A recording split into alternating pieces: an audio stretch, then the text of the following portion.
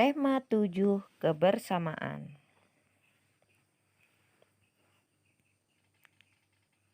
Kebersamaan. Siti tinggal bersama keluarga.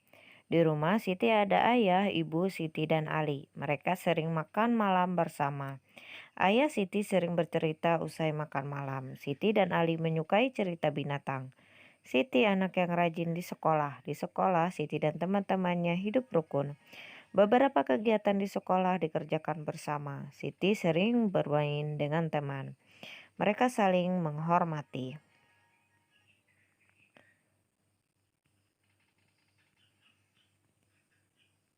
Subtema 1. Kebersamaan di rumah. Suasana kebersamaan di rumah pada hari Minggu. Ayah, Siti, ibu, dan Ali berada di depan rumah. Siti dan Ali sedang memberi makan ayam. Ayah membersihkan selokan, ibu menyapu halaman belakang rumah. Sesuai bekerja, mereka makan bersama. Pembelajaran 1. Kebersamaan di rumah Siti. Ayo mengamati. Ayah Siti pandai mendongeng. Siti sangat suka dengan dongeng. Hampir setiap minggu ayah Siti mendongeng. Seusai mendongeng, ayah Siti menceritakan isi dongeng. Banyak sekali contoh yang baik dalam dongeng. Ayo bercerita. Dengarkan dongeng kecerdikan menumbuhkan kebaikan yang disampaikan oleh guru. Nah, di sini ada gambar tikus dan ular. Ayo mencoba. Ayo cari tahu tentang isi dongeng yang disampaikan oleh guru. Di sebuah gurun pasir hiduplah ular dan tikus pasir. Sebenarnya sang ular sangat ingin memangsa tikus, sedangkan tikus berusaha mencari akal agar ular tidak lagi berniat memangsanya. Saat itu sang ular sangat lapar, padahal ia sedang tidak mempunyai sedikit pun makanan. Sedangkan tikus yang berada tidak jauh dari sang ular sedang asik melahap makanannya. Sang ular merasa tidak senang melihat kelakuan tikus. Dengarkan ucapanku, wahai tikus yang angkuh. Aku pasti akan mendapatkan tubuhmu yang mungil dan lezat itu, kata ular. Hei ular, berusaha dan bekerjalah.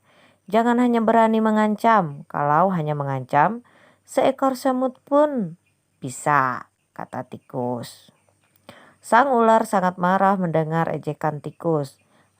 Ia lalu kembali ke sarangnya dengan perut yang lapar, sedangkan tikus masih lahap dengan makanannya. Waktu terus berjalan, tetapi ular tidak juga menemukan makanan. Ia juga enggan untuk keluar dari sarangnya. Sementara itu, tikus sudah lelap dalam sarangnya. Ular yang masih dalam keadaan lapar segera mengendap-endap mendekati sarang tikus, meski ia masih sangat kesal terhadap tikus.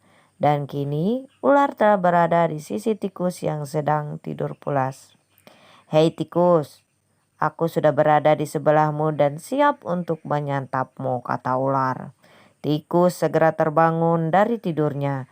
Sambil berpura-pura menguap, ia mulai memutar otak agar bisa lolos dari cengkeraman sang ular.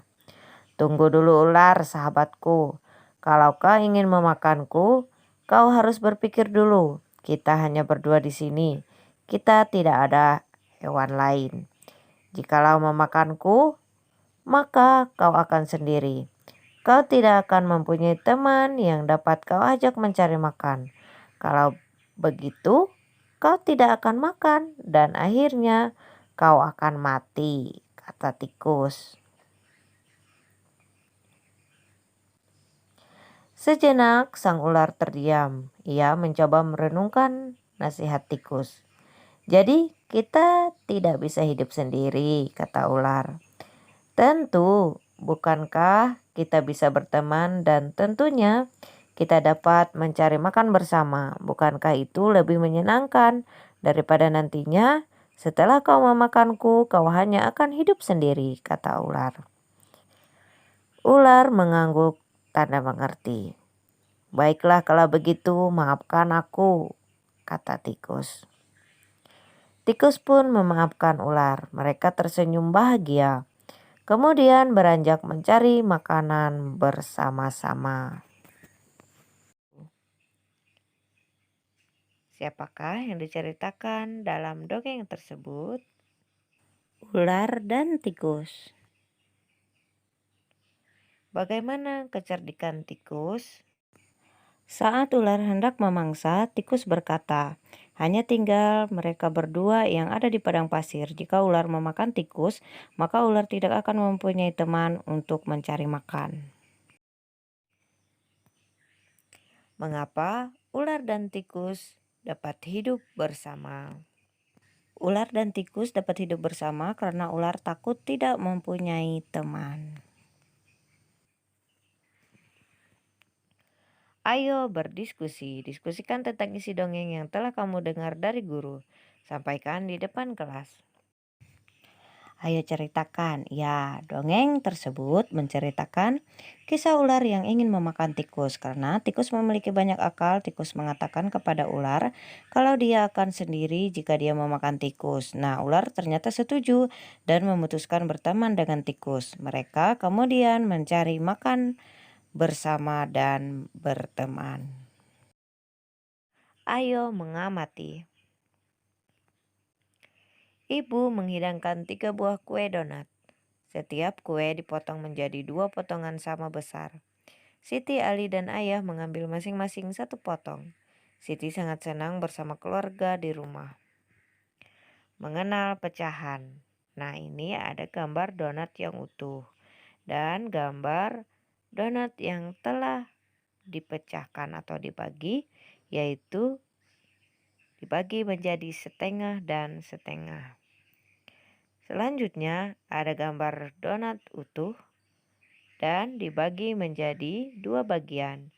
Yang pertama bukan setengah, yang bagian kedua juga bukan setengah. 1 donat, 2 bagian donat sama besar. 1 bagian donat dari 2 bagian donat. Dibaca 1 dan dibaca 1/2. 1/2 dibaca setengah atau 1/2. Ayo berdiskusi. Mengapa 2 bagian donat di samping masing-masing disebut setengah? Karena dipotong menjadi 2 bagian yang sama, yaitu setengah. Mengapa 2 bagian donat di samping masing-masing tidak disebut setengah? Karena donat tersebut dipotong tidak setengah. Tuliskan hasil diskusimu.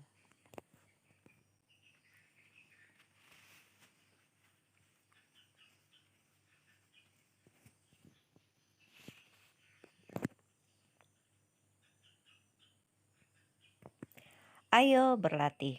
Lengkapilah pernyataan berikut ini dengan tepat. Sebuah donat dibagi menjadi 2 bagian sama besar. Setiap bagian disebut 1/2 atau setengah bagian. Siti memiliki kertas berbentuk persegi panjang. Kemudian kertas tersebut ia potong menjadi 2 bagian sama besar.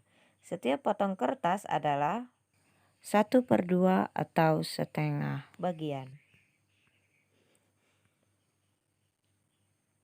Siti memiliki kue donat. Siti ingin mendapatkan setengah bagian dari kue tersebut. Siti harus memotong kue tersebut menjadi 2 bagian sama besar. Agar mendapatkan kue 1/2 bagian, maka kita harus membagi 2 kue tersebut dengan ukuran sama besar.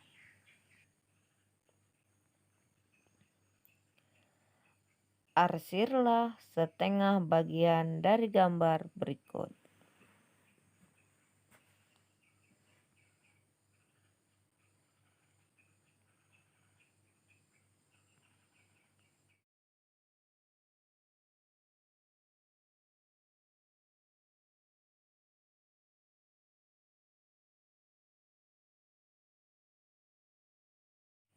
Di dekat rumah Siti terdapat pos penjagaan. Di sana terdapat kentongan.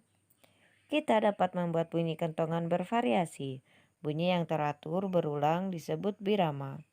Pola ketukan birama 1, 2, 1, 2, 1, 2. K. Keterangan bunyi kuat.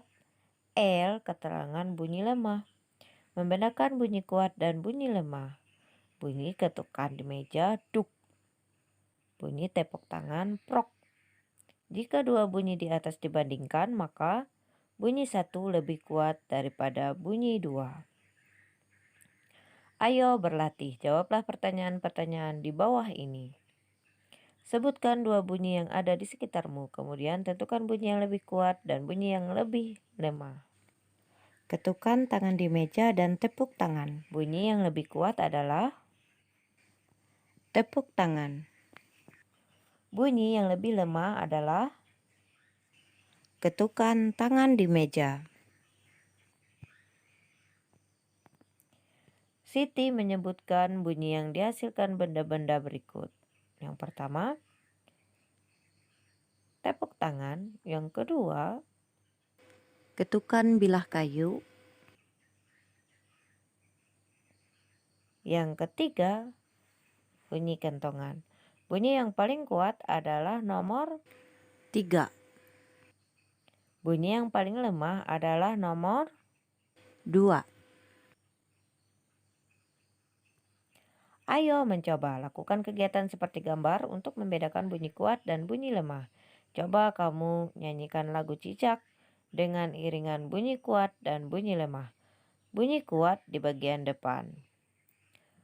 Beberapa irama dapat digabungkan, misalnya irama dari ketukan dan tongkat kayu yang dipukul.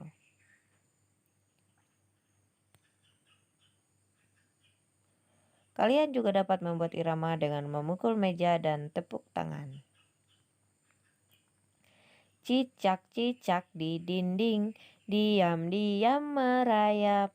Datang seekor nyamuk, hap, lalu ditangkap. Kegiatan yang terakhir yaitu kegiatan bersama orang tua. Coba berikan contoh bunyi kuat dan bunyi lemah di sekitar rumahmu. Demikian yang dapat Ibu sampaikan jawaban dari tema 7, subtema 1, pembelajaran 1. Semoga bermanfaat dan terima kasih.